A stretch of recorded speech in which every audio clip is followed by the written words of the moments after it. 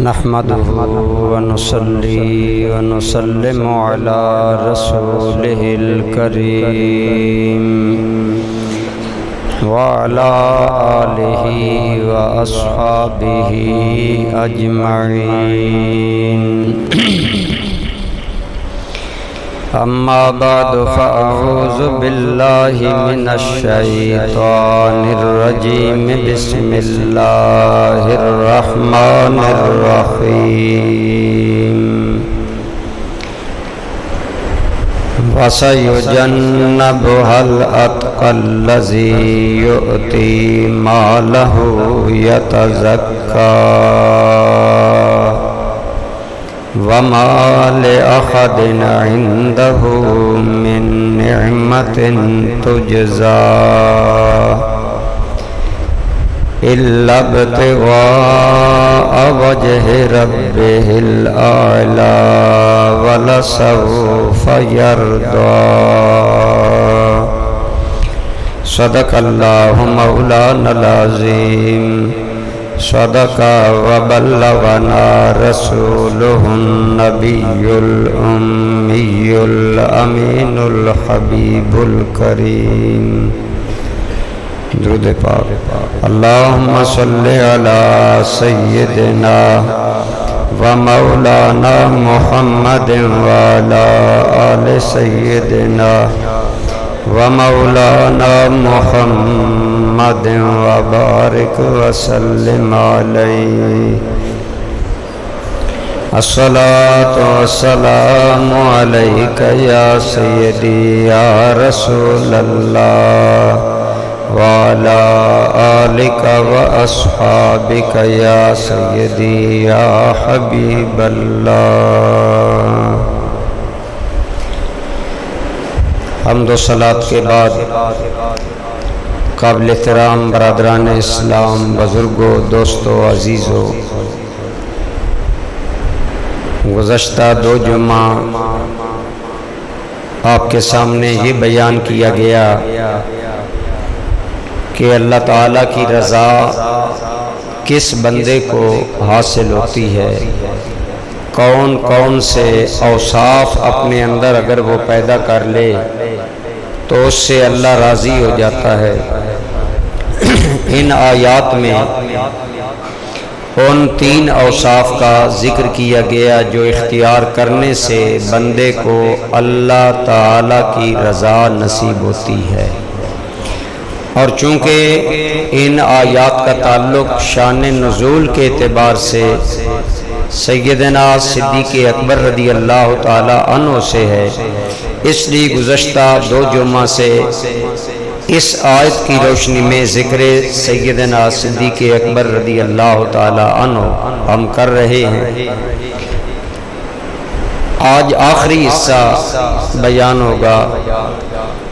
ایک مرتبہ پھر میں وہ دہرا دیتا ہوں تاکہ جو دوست پہلے نہیں تھے انہیں بات معلوم ہو جائے کہ ہم کیا بات چلا رہے ہیں۔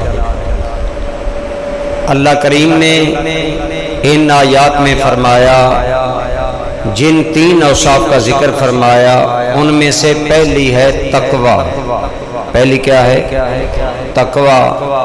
اور دوسری ہے اللہ کے راستے میں مال دینا، مال عطا کرنا، غربا، مساکین، بے سہارا، بے نوا اور ضرورت مند لوگوں کی ضرورت پوری کرنا۔ یہ 2 ان کی روشنی میں حضرت صدیق اکبر کا ذکر پاک ہوا۔ اور تیسری چیز اللہ کریم نے فرمایا وَسَيُجَنَّبُهَا الْأَتْقَى، اللہ سب سے زیادہ متقی آدمی کو جہنم سے بچائے گا، اور وہ متقی الذی یؤتی مالہ یتزکا، جو اپنا مال اللہ کے نام پر دیتا ہے تاکہ اس کا تزکیہ ہو جائے، پاک ہو جائے۔ آگے فرمایا وما لأحد عنده من نعمت تجزا، یہ ہم نے پہلے عرض کیا تھا اس کا شان نزول کہ ابتدائے اسلام میں جب مکہ کے ماحول میں اسلام قبول کرنا بڑا مشکل تھا، بلکہ اسلام قبول کرنا موت کو دعوت دینا تھا۔ ان دنوں میں مکہ مکرمہ میں مسلمانوں پر کافر بہت زیادہ ظلم کرتے، عام لوگوں پر بھی ظلم کرتے، لیکن جو غلام تھے، جو غریب تھے، ان پر اہل مکہ اور زیادہ ظلم کرتے۔ حضرت بلال حبشی کو گرم ریت پر لٹا کر مارا جاتا، حضرت خبیب کو ان کا مالک آگ کے گرم انگاروں پر لٹا دیتا ہے اور کہتا ہے کہ یا جان بچا لو یا ایمان بچا لو۔ اسی طرح بہت زیادہ وہ لوگ غریبوں کو اور غرباء کو تنگ کرتے تھے۔ انہی کفار کے ظلم و ستم میں یہ تھا کہ وہ جو غلام یا لونڈی اسلام لاتا اس پر جبر کرتے اور مجبور کرتے کہ تم اسلام چھوڑ دو۔ حضرت صدیق اکبر رضی اللہ تعالیٰ عنہ کو جب پتہ چلتا کہ کسی غلام کو محض اس لیے تنگ کیا جا رہا ہے کہ وہ اسلام لایا ہے، تو حضرت صدیق اکبر اس غلام یا لونڈی کی آزادی کے لیے کوششیں لگا دیتے، اس کے مالک کے پاس جاتے اور اس کے سامنے بات کرتے کہ میں اس کا خریدار ہوں۔ تو اس طرح حضرت سیدنا صدیق اکبر نے کئی غلام آزاد کروائے۔ عموماً جن کے نام کتابوں میں آتے ہیں ان غلاموں میں حضرت بلال حبشی ہیں، عامر بن فہیرہ ہیں، نادیہ نامی عورت ہے، اس کی بیٹی زنیرہ نامی عورت ہے۔ اس طرح آپ نے بہت سے غلام خرید کر، اور غلام خریدنا کوئی آسان نہیں تھا۔ آج کے دور میں ایک اچھی بھینس اگر خریدنی ہو 2-3 لاکھ روپیہ مالک مانگتے ہیں، تو اگر ایک اچھے جانور کی قیمت یہ ہے تو آپ پھر اندازہ لگا لیں کہ ایک انسان کی قیمت کتنی ہوتی ہوگی۔ لیکن حضرت صدیق اکبر رضی اللہ تعالیٰ عنہ کوئی پرواہ نہیں کرتے تھے کہ کتنا مال لگ رہا ہے، خواہش یہ ہوتی تھی کہ اس غلام کو اسلام کے نام پر ستایا جا رہا ہے، لہذا میں نے اسے آزاد کروانا ہے۔ تو آپ نے جب پے در پے کئی غلام اور لونڈیاں خرید کر آزاد کیے، تو آپ جانتے ہیں کہ ہر نیک کام کرنے والے کے بارے میں لوگ باتیں بناتے ہیں، تو لوگ باتیں بنانے لگے کہ یہ لوگ جو ابو بکر آزاد کروا رہا ہے، ان کے زمانہ جاہلیت میں ابو بکر پر کوئی احسان ہے، کوئی بھلائی ہے، جس کے بدلے میں ابو بکر آج انہیں آزاد کروا رہا ہے۔ تو جب حضرت صدیق اکبر کے اخلاص نیت پر لوگوں نے باتیں کی اور یہ کہا کہ ان پر ان کا کوئی بھلا، کوئی احسان ہے، جاہلیت میں انہوں نے کوئی اچھائی کی ہے، ابو بکر اس کا بدلہ دے رہا ہے، تو اس سلسلہ میں اب حضرت صدیق اکبر کی ذات پر طعن ہو رہا تھا، اعتراض ہو رہا تھا۔ تو اللہ رب العالمین کی بارگاہ میں صدیق اکبر کا مقام کتنا بلند ہے کہ حضرت صدیق اکبر پر اس طعن کا جواب خود رب ذوالجلال نے عطا فرمایا۔ ارشاد ہوا وَمَا لِأَحَدٍ عِندَهُ مِن نِعْمَةٍ تُجْزَى، ابو بکر پر کسی بندے کا کوئی احسان نہیں جس کا وہ بدلہ دے رہا ہو۔ پھر خیال آیا، سوال آیا، ابو بکر اتنا بڑا مال کیوں لگا رہا ہے؟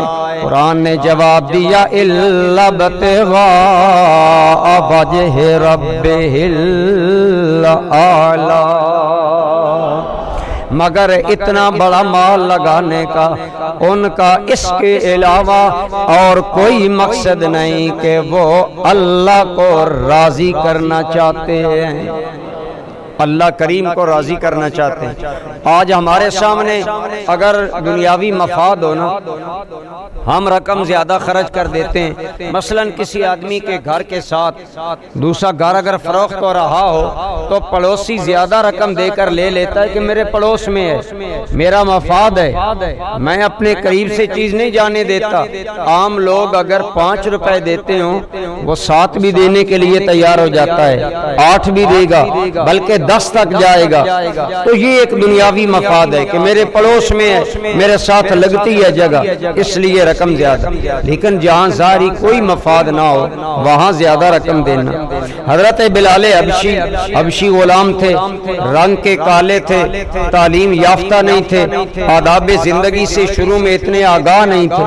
تو امیہ بن خلف نے سوچا کہ اس کالے کلوٹے غلام کو ابو بکر لینے آ گیا ہے، میں رقم اتنی مانگوں گا نا ابو بکر نہیں دے گا، لہذا جو اس نے شرط لگائی، ایک رومی غلام آپ سے مانگا، اپنا فلاں رومی غلام جو تعلیم یافتہ ہے، انتہائی خوبصورت نوجوان ہے اور مہذب لڑکا ہے، وہ بھی مجھے دے دو، اور اتنا سونا یا رقم دے دو۔ علماء نے لکھا وہ سونا 8 کلو کے قریب تھا جو اس نے مانگا۔ تو حضرت صدیق اکبر نے کہا ٹھیک ہے، اگر تو یہ بھی مانگتا ہے تو میں دینے کے لیے تیار ہوں۔ وہ سوچنے لگا کہ ایک کالے کلوٹے آدمی اور غیر مہذب اور غیر تعلیم یافتہ آدمی کی اتنی قیمت یہ کیوں دے گا؟ تو اس اب ذہنوں میں یہ تھا کہ کوئی وجہ ضرور ہے۔ وجہ لوگوں نے یہ بنائی کہ ان کے لوگوں صدیق اکبر پر احسان ہے، یہ احسان کا بدلہ دے رہا ہے، لیکن رب کریم نے یہ آیات اتار کر بتایا کہ ابو بکر پر کوئی احسان نہیں، بلکہ یہ لوگ دنیاوی رقم کی قدر دیکھتے ہیں، ابو بکر رب العالمین کی رضا کو دیکھتا ہے۔ وہ یہ سمجھ رہا ہے کہ جب ابو بکر کو خرید کر میں آزاد کر دوں گا اللہ راضی ہو جائے گا، جب مصطفیٰ راضی ہو جائیں گے خدا راضی ہو جائے گا، اور حضور بھی چاہتے تھے کہ حضرت بلال کو آزاد کروایا جائے۔ لہذا اللہ کریم نے جواب دیا، فرمایا وَمَا لِأَحَدٍ عِندَهُ مِن نِعْمَةٍ تُجْزَىٰ إِلَّا ابْتِغَاءَ وَجْهِ رَبِّهِ الْأَعْلَىٰ۔ ان پر کسی بندے کا کوئی احسان نہیں جس کا بدلہ دے رہے ہوں، بلکہ إِلَّا ابْتِغَاءَ وَجْهِ رَبِّهِ الْأَعْلَىٰ، بلکہ یہ تو اپنے اعلیٰ رب کو راضی کرنے کے لیے کر رہا ہے۔ تو حضرت صدیق اکبر کا یہ وصف کہ آپ اللہ کی رضا کے لیے کام کرتے تھے، ان آیات میں اسے بیان کیا گیا۔ اس سے معلوم ہوا جو بھی آدمی کوئی کام اس لیے کرتا ہے کہ میرا اللہ راضی ہو جائے، اللہ اس پر ضرور راضی ہو جاتا ہے۔ اس کی وجہ یہ ہے کہ کوئی بھی آدمی مفاد کے بغیر بات نہیں کرتا۔ عموماً ایسا ہوتا ہے کہ آدمی کوئی کام کرتا ہے تو کوئی نہ کوئی مفاد، کوئی نہ کوئی لالچ، ہرس ہوتا ہے۔ کوئی کسی کی خدمت کرتا ہے تو خدمت کا بدلہ خدمت میں لینے کے لیے کرتا ہے، کوئی اگر کرتا ہے کسی احسان کے بدلے میں کرتا ہے، کوئی اگر کرتا ہے تو کوئی اور غرض لالچ ہوتی ہے۔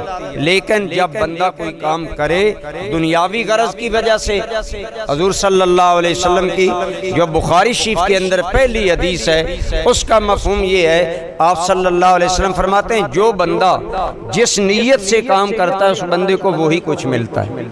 مثلاً بعض بندے سخاوت کرتے ہیں اور سخاوت کرتے ہیں شہرت کے لیے، ناموری کے لیے، لوگ کہیں بڑا سخی ہے، لوگ کہیں بڑا بھلے مانس ہے، لوگ کہیں جی بڑا اچھا آدمی ہے، غریب پرور ہے۔ اگر یہ غرض ہے اسے وہ مل جائے، اگر یہ غرض ہے کہ مجھے میری سخاوت کا بدلہ تعریف میں دیا جائے وہ ملے گا، یہ خیال ہے کہ سخاوت کا بدلہ سخاوت میں وہ ملے گا۔ لیکن فرمایا وَمَنْ كَانَ هِجْرَتُهُ إِلَى اللَّهِ وَرَسُولِهِ، اور جو آدمی ہجرت جیسا کام اللہ رسول کے لیے کرے گا اس کی ہجرت اللہ رسول کے لیے ہوگی۔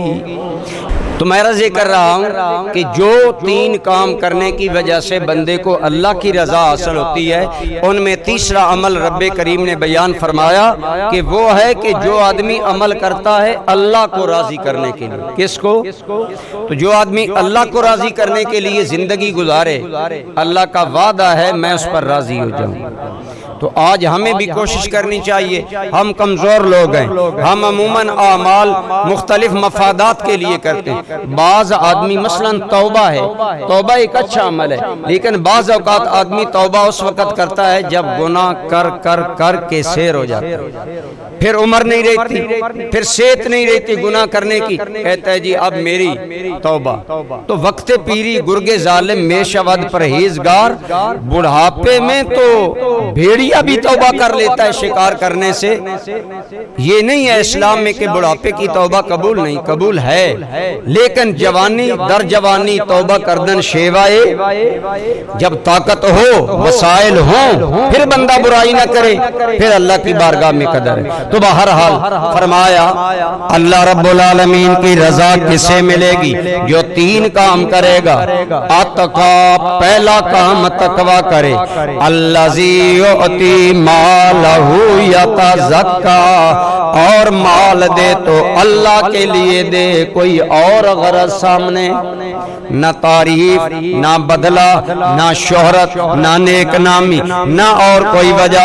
جب اللہ کے لیے اللہ کے راستے پر مال دے گا تو اللہ راضی ہو جائے گا. حضرت صدیق اکبر آپ کی زندگی اور دیگر صحابہ کی زندگی, رسول اللہ چونکہ ان کے مرشد کریم تھے, استاذ کریم تھے, نبی پاک کی تربیت کے نتیجے میں صحابہ کا شعار حیات یہ تھا جو کام کرتے اللہ کے لیے کرتے. کس کے لیے کرتے؟ ایک روایت میں آیا, اگرچہ بعض نے اس روایت کو ضعیف کہا ہے, لیکن ضعیف روایت بھی فضائل میں قبول ہے کہ حضرت سیدنا علی المرتضیٰ اور سیدہ خاتون جنت کا روزہ ہے. شام کو جب افطار کرنے کے لیے چند روٹیاں سامنے رکھی تو دروازے پر کسی آدمی نے دستک دی. جب پتہ کیا تو جواب ملا میں مسکین ہوں, میرا کوئی سہارا نہیں, مجھے کھانا دیا جائے. اہل بیت نبوت حضرت علی کے گھر والوں نے کھانا اٹھا کر مسکین کو دے دیا. اگلا دن آیا, اگلے دن پھر روزہ تھا, فاقہ تھا. پھر شام جب ٹائم وقت آیا تو ایک یتیم دروازے پر آیا, اس نے دستک دی, کہا میں یتیم ہوں, میرا باپ نہیں, مجھے کچھ دیا جائے. کھانا اٹھا کر اسے دے دیا. تیسرے دن ایک قیدی آیا, اس نے کھانا مانگا. جب 3 دن متواتر ایسا ہوا تو اللہ رب العالمین نے سورہ دہر میں فرمایا میرے بندوں کا معاملہ یہ ہے. اب وہ تینوں حضرت علی کا شکریہ جب انہوں نے ادا کیا تو حضرت علی اور خاتون جنت نے کہا تم شکریہ ادا کرو نہ کرو, ہمیں کوئی غرض نہیں, ہم تو جو کر رہے ہیں اللہ کو راضی کرنے کے. ارشاد باری تعالی ہوا وَيُطْعِمُونَ الطَّعَامَ عَلَىٰ حُبِّهِ مِسْكِينًا وَيَتِيمًا وَأَسِيرًا. مسکین کو کھانا کھلاتے ہیں, یتیم کو کھلاتے ہیں, قیدی کو کھلاتے ہیں. آگے فرمایا حال کیا ہے, کہتے ہیں انما نطعمکم لوجہ اللہ, ہم تو تمہیں جو کھانا کھلا رہے ہیں اللہ کی رضا کے لیے کھلا رہے ہیں. وَلَا نُرِيدُ مِنْكُمْ جَزَاءً وَلَا شُكُورًا, ہم نہ تم سے بدلہ مانگتے ہیں نہ شکریہ کا مطالبہ کرتے ہیں. تو حضور کی تربیت کا یہ نتیجہ تھا کہ صحابہ کرام عمل کرتے تو اللہ کی رضا کے لیے کرتے. برادران گرامی قدر, یہی زندگی کی معراج ہے کہ مومن جو عمل کرے اللہ کی رضا کے لیے کرے, اور اللہ کی رضا سے بڑھ کر اور کوئی نعمت نہیں ہے. اللہ کی رضا سے بڑھ کر اور کوئی نعمت نہیں ہے. بظاہر جنت بہت بڑی اعلیٰ نعمت ہے, جنت کے ہم سارے خواہاں ہیں, ہم مانگتے ہیں یا اللہ ہمیں جنت عطا فرما. لیکن علماء نے بڑی پیاری بات کی, فرمایا اگر جنت کو اس لیے مانگو کہ وہ آسائش کی جگہ ہے تو یہ اچھی نیت نہیں, بلکہ جنت اس لیے مطلوب ہے کہ جنت خدا کی رضا کا مقام ہے. وہ مقام ہے جو اللہ ان لوگوں کو عطا کرے گا جن پر اللہ راضی ہوگا۔ لہذا جنت کی طلب بھی خدا کی رضا کے لیے ہے۔ لہذا اس لیے یہ وصف اگر بندہ اپنا لے کہ جو عمل کرے وہ اللہ تعالیٰ کی رضا کے لیے کرے اور اس لیے کرے کہ میرا اللہ مجھ سے راضی ہو جائے۔ حضرت سیدنا صدیق اکبر رضی اللہ تعالیٰ عنہ آپ جب امیر المومنین بنے، آپ کا بیت المال سے وظیفہ مقرر کیا گیا اور لیتے رہے، لیکن جب آخری وقت آیا اپنی بیٹی ام المومنین حضرت عائشہ صدیقہ کو فرمایا، آپ کا سر انور حضرت عائشہ کی گود میں تھا، جب آخری وقت قریب آ گیا وصیت فرمائی اپنی بیٹی کو، ساری باتیں تفصیل سے بیان کی اور فرمایا اے میری بیٹی فلاں جگہ فلاں تمہارا بھائی لے لے، فلاں جگہ فلاں بھائی لے لے، وہ جگہ تم لے لینا، وہ جگہ اسماء، وہ جگہ فلاں،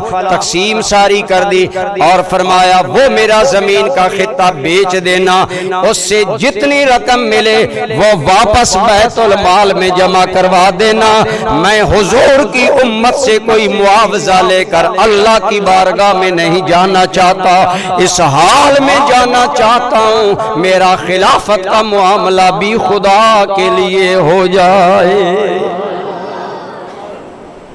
ہر بندے کا اپنا زاویہ فکر ہوتا ہے، کس بندے کو دنیا کا لالچ نہیں، پیسے کا لالچ نہیں۔ ہم لوگ آج کل دنیا کے لالچ میں پھنسے ہوئے ہیں اور اس کے لیے، لیکن جو خاص لوگ ہیں ان کے مد نظر سب سے بڑی چیز ورضوان اللہ اکبر، وہ سمجھتے ہیں اللہ کی سب سے بڑی نعمت یہ ہے کہ خود پیارا رب راضی ہو جائے، اللہ کی رضا یہ بہت بڑا انعام ہے۔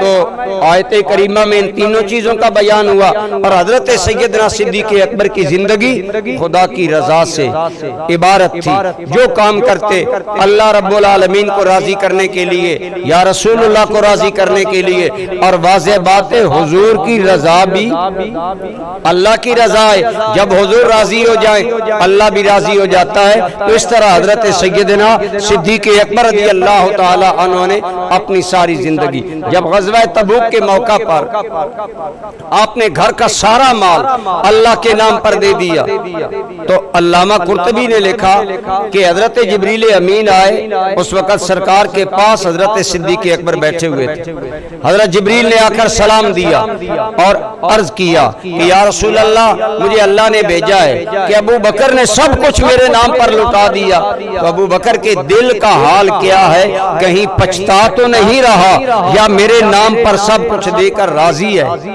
تو جب یہ بات نبی کریم نے جبریل امین کا پیغام صدیق اکبر کو سنایا، صدیق اکبر کی آنکھوں میں آنسو آ گئے اور رو کر کہنے لگے انا رادن عن ربی، انا رادن عن ربی، انا رادن عن ربی، یا رسول اللہ میں سب کچھ خدا کے نام پر لٹا کر بھی اللہ کی رضا پر راضی ہوں۔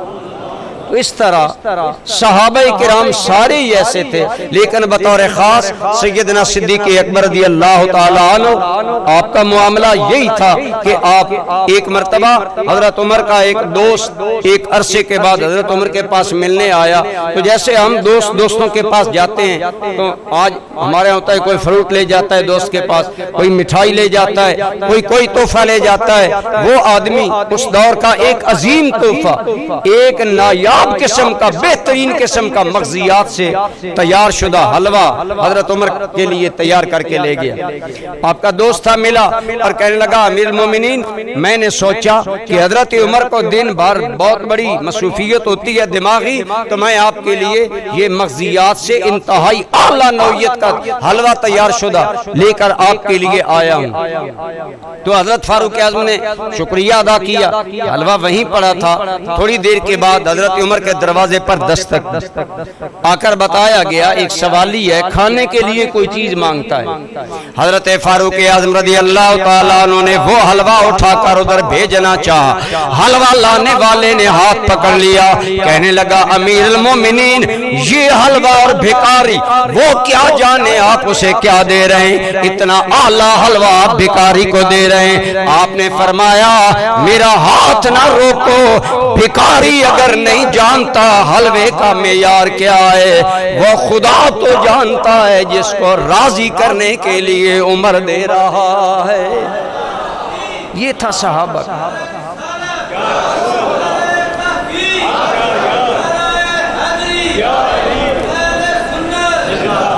یہ تھا صحابہ کا، چونکہ تربیت نبی کریم صلی اللہ علیہ وسلم نے کی تھی۔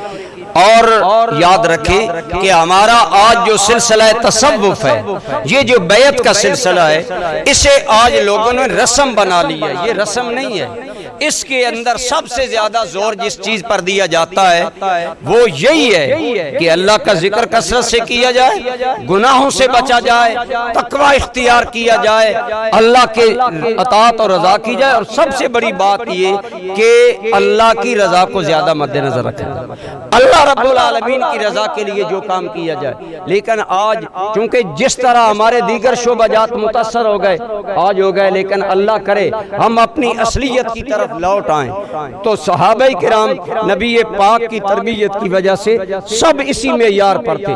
اگر صدیق اکبر اس معیار پر تھے، عمر فاروق اس معیار پر تھے، تو حیدر کرار کا بھی یہی انداز تھا۔ ایک مرتبہ حالت جنگ میں ایک کافر سے حضرت علی لڑ رہے تھے، وہ آپ کو بچھاڑنا چاہتا ہے، حضرت علی اسے بچھاڑنا چاہتے ہیں۔ بالآخر حضرت علی غالب آ گئے، کیونکہ آپ اسد اللہ ہیں، اللہ کے شعر ہیں، آپ غالب آ گئے، نیام سے خنجر نکالا تاکہ اس کی گردن قلم کر دوں، یہ اللہ رسول کا دشمن ہے۔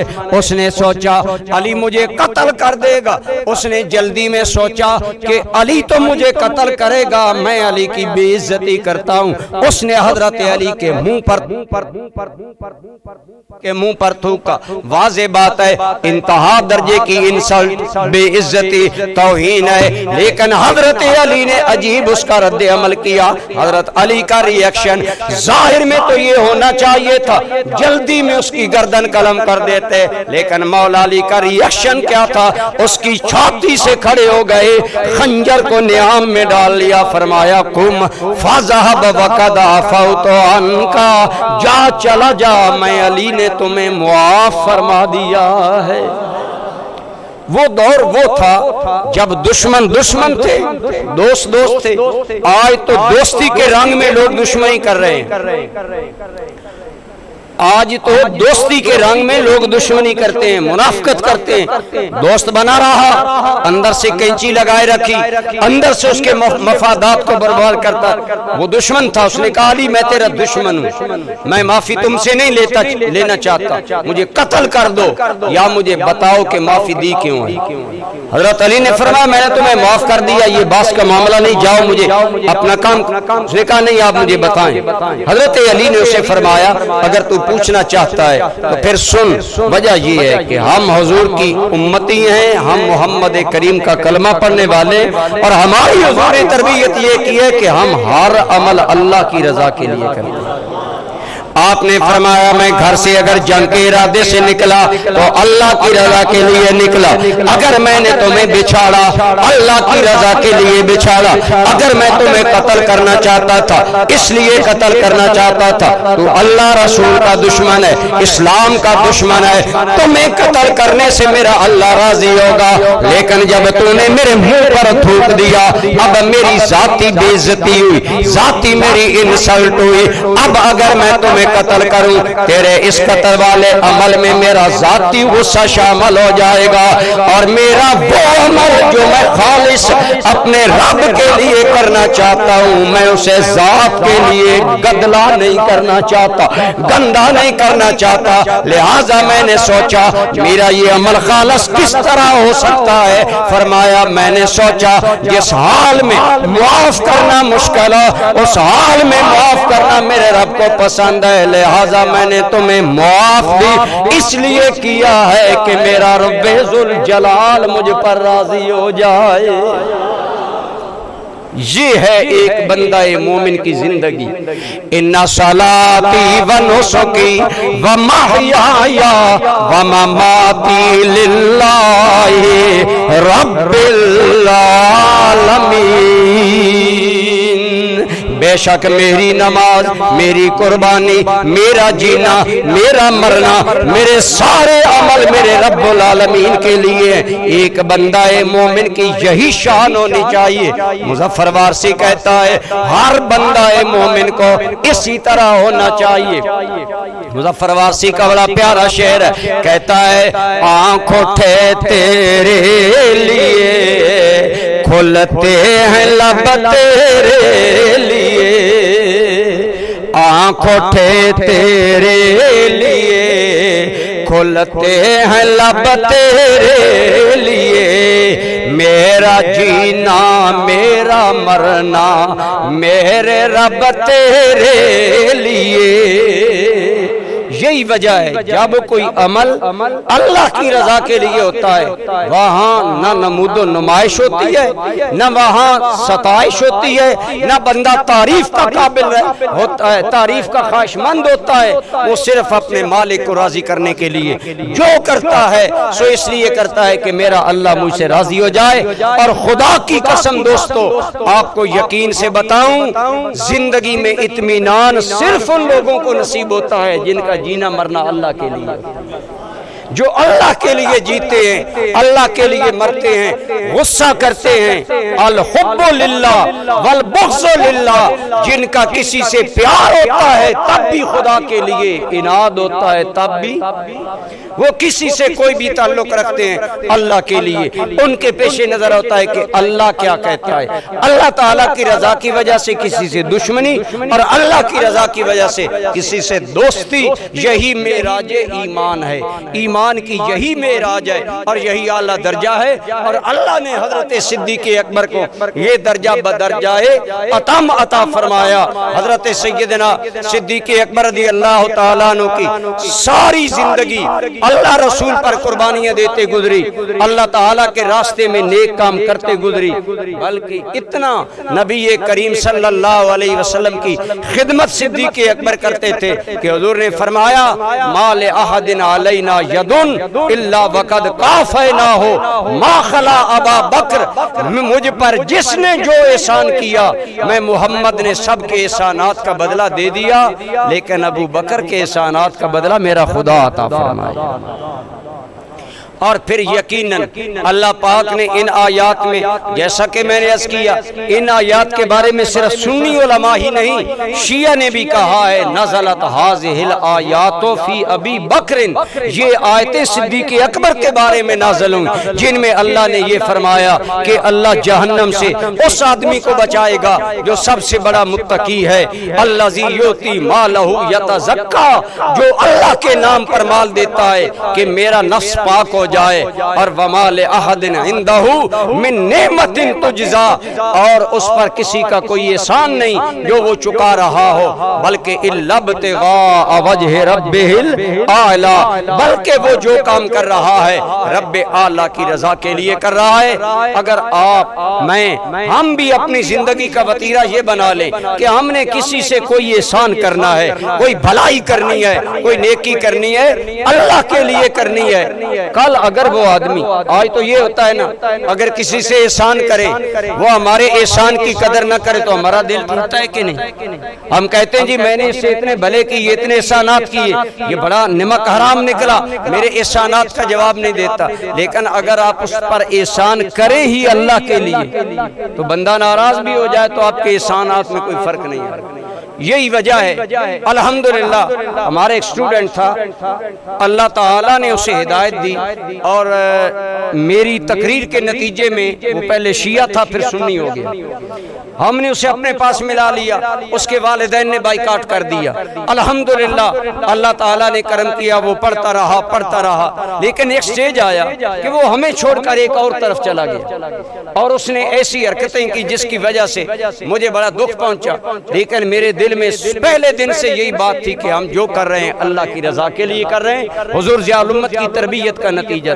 کچھ عرصہ گزرا، اسے اپنی غلطی کا احساس ہوا، پھر میرے پاس آیا اور انتہائی انتہائی رو رو کر مجھ سے معافی مانگنے لگا کہ میں بڑا ناشکر آدمی نکلا ہوں، بے وفا آدمی نکلا ہوں، یہ کیا لیکن الحمدللہ ممبر پر بیٹھا ہوں۔ میں نے اس کو اس ٹائم بھی یہی جواب دیا، میں نے کہا تیرے ساتھ جو کچھ ہم نے کیا ہے ہم نے اللہ کے لیے کیا ہے، لہٰذا تو واپس نہ بھی آتا تو مجھے اپنے کیے پر کوئی افسوس نہیں، کیونکہ جو آدمی جو کام اللہ کے لیے کرتا ہے اس میں کوئی فتح شکست نہیں ہوتی، فتح ہو تو فتح، شکست ہو تو پھر بھی شکست نہیں ہوتی، فتح ہوتی ہے۔ تو بہرحال عرض یہ ہے کہ یہی وجہ ہے، ہمارا معرفت کا یہی طریقہ ہے، تصوف کا یہی طریقہ ہے۔ معرفت کی بہت بڑی شناور اولت سیدہ رابعہ بصریہ رحمت اللہ تعالی علیہ ایک دن آپ اپنے موتا کے دین کو کہنے لگی، اے میرے عزیز رابعہ کے دل کا حال یہ ہے کہ میرا خدا جانتا ہے واللہ میں نے اللہ کی عبادت کبھی اس لیے نہیں کی کہ اللہ مجھے جنت دے، یا اس لیے میں اللہ کی نافرمانی سے نہیں بچتی کہ اللہ مجھے دوزخ میں نہ بھیج دے۔ اگر میرا بس چلے میں جنت و دوزخ کو درمیان میں ہٹا دوں، میرے سارے اعمال کا مقصود صرف میرا اللہ ہے۔ کیا فرمایا؟ میرے سارے اعمال کا مقصود صرف، پھر آپ بھکاری کو شان اعلیٰ حلوہ بھی دے دیں آپ کا دل مطمئن ہوگا کہ جس رب کے لیے ایک غریب آدمی کو آپ اعلیٰ قسم کے کپڑے خرید کر دے دیں۔ ہم پرانے کپڑے لوگوں کو دیتے ہیں، لیکن اگر اچھے کپڑے آپ دیں گے اس لیے کہ اللہ راضی ہو تو آپ کا دل مطمئن ہوگا کہ جس رب کو میں نے یہ دیا ہے وہ اللہ رب العالمین اس سے بھی ماورا ہے۔ تو جو خدا کی رضا کے لیے زندگی گزارتا ہے اللہ رب العالمین اسے اپنی رضا ضرور عطا فرمائے۔ قرآن کی ایک آیت ہے، اس کے بارے میں سرکار نے فرمایا جب بندہ مومن خاص کا مرنے کا وقت آتا ہے نا تو حضرت اسرائیل بڑی حسین شکل میں آ کر یہ آیت پڑھنا شروع کر دے۔ اسرائیل کے دیدار میں اتنی لذت ہوتی ہے، ایک اسرائیل کی زیارت اور ایک اس قرآن کی تلاوت میں بندہ اتنا ماب ہوتا ہے کہ بندے کی جان نکل جاتی ہے لیکن پتہ نہیں چلتا، تکلیف نہیں ہوتی۔ وہ آیت کیا ہے دوستان گرامی قدر؟ وہ آیت ہے کہ حضرت اسرائیل آ کر کہتے ہیں یا ایتھا النفس المطمئنہ، اے اللہ کی رضا پر زندگی بھر مطمئن رہنے والے، ارجعی الی ربک، اپنے رب کی طرف لوٹا۔ کس حال میں لوٹا؟ راضیۃ مرضیہ، اس حال میں آ جا تو خدا پر راضی، خدا تجھ پر راضی۔ بتائیں جسے مرتے وقت رضا کی خوشخبری اسرائیل سنائے اس آدمی کو موت میں کتنی لطف آئے گا، کتنی چاشنی آئے گی۔ راضیۃ مرضیہ، اس حال میں آ تو اللہ پر راضی، اللہ تو پر راضی۔ اور اللہ فرما رہا ہے ادخلی فی عبادی وادخلی جنتی، آ میرے نیک بندوں کے ساتھ مل کر میری جنت میں چلا جا۔ حضور نے جب یہ فرمایا کہ حضرت اسرائیل ملک الموت بندہ مومن جو اللہ کا پیارا ہو اسے یہ آیت سناتے ہیں جب اس کی موت کا وقت آتا ہے۔ حضرت صدیق اکبر پاس بیٹھے تھے، کہنے لگے یا رسول اللہ اس مرنے والے کے لیے کیا ہی سہانا ایمان سے بتائیں جسے مرتے دم یہ مجدہ سنائی دے، ہے نا بخت والا۔ حضرت صدیق اکبر کہنے لگے یا رسول اللہ کتنے وہ مقدر والا آدمی ہے جسے مرتے ہوئے اسرائیل یہ خوشخبری سنائے کہ اس کا مالک اس پر راضی ہے اور وہ مالک احسانات پا کر راضی ہے۔ تو میرے کریم نے فرمایا اے ابو بکر اللہ تجھے بھی ان لوگوں میں سے بنائے گا جنہیں موت کے وقت ملک الموت یہی مجدہ سنائے گا۔ یہ ہے مقام سیدنا صدیق اکبر کا، اور جن پر اللہ راضی ہوگا انہیں جنت دے گا۔ جنت مقام رضا ہے۔ میں کہتا ہوں سارے جنتی جنت میں حساب کتاب کے بعد جائیں گے، پل صراط گزرنے کے بعد جائیں گے، معلوم نہیں حشر میں کتنا کھڑا ہونا پڑے گا، جہاں آنکھیں وہاں انتہائی انسان کی آنکھیں اچک جائیں گی اور کلیجہ منہ کو آ رہا ہوگا، نفس و نفسی کا عالم ہوگا۔ ہوگا، معلوم نہیں وہاں کتنا قیام، پھر حساب کتاب، پھر پل صراط، ان تمام مراحل کے بعد جنت میں ملے گی۔ لیکن رسول اللہ نے فرمایا نا ابو بکر تمہیں مرتے وقت ملک الموت یہ مجدہ سنائے گا۔ صدیق کا مقدر یہ ہے دنیاوی زندگی سے قدم اٹھایا، صدیق کا اگلا قدم ہی جنت اور فردوس میں رکھا گیا۔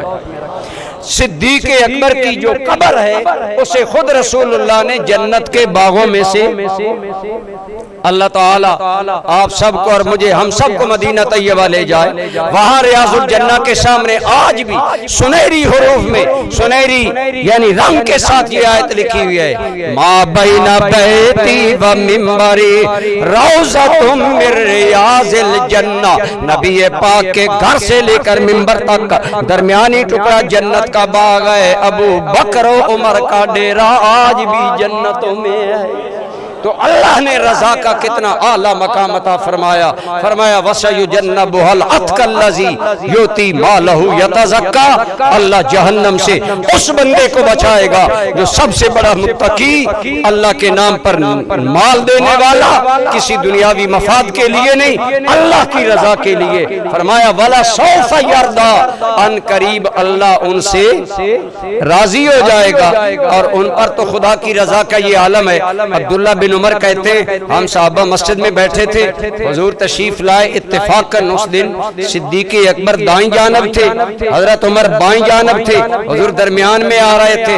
یہ حسین منظر دیکھ کر صحابہ کا دیتا ہو دل روشن ہو گیا۔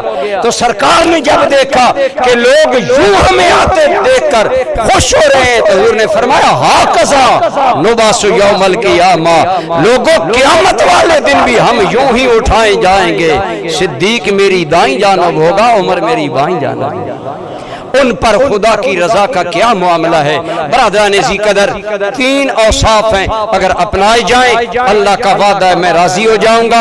ایک تقوی، دوسرا مال اللہ کے راستے پر خرچ کرنے کا جذبہ، اور تیسرا ہر کام خدا کی رضا کے لیے۔ اللہ ہمیں یہ تین اوصاف صدیق اکبر کے صدق کا صدقہ اللہ ہم سب کو عطا فرمائے۔ وما علیہ